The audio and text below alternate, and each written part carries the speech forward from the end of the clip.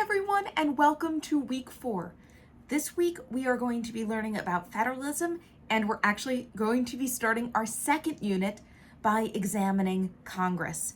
And specifically, we're going to be looking at the structure of Congress this week, the institution itself. Next week, we will continue our examination of Congress, looking at lawmaking and representation. So this week, as always, you can head on over to Brightspace to our week 4 module to get started.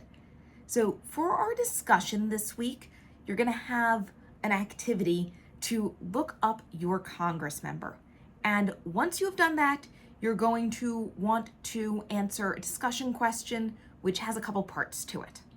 So the first part should be pretty quick. It's basically just to tell us what you found out about your Congress member, reporting some specific details about their party and their committee membership. Now, this can be quite brief. The idea is to lay the groundwork for part 2.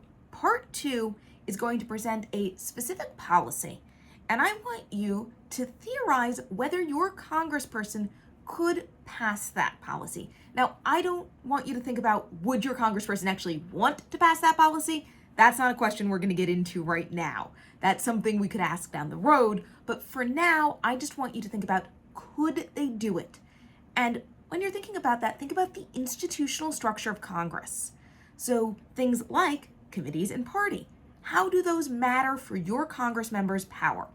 And would they enable your Congress member to pass this hypothetical policy or not? So I'm going to give you an example of what you could do. Please note that the example is just an example. It's not a template. You don't have to follow this format. You can go about it another way, but it's a good way of doing it. So my congressperson, Congressman Morelli, he's my congressperson where I used to live upstate. He represents my home district, and he serves on the Appropriations Committee and on the Committee on House Administration. He's a Democrat, so he's a member of the minority party in the House. So since Morelli is on the Appropriations Committee, he may be able to pass this specific bill because this bill would involve spending government funds. On the other hand, this committee would potentially help him because committees have gatekeeping power. So if the bill were to go through his committee, he might be able to shepherd it through the committee to the floor to get a vote. The thing is the Appropriations Committee isn't necessarily the one with the most relevant jurisdiction, so he might not be as well positioned as other Congress members to actually get this done.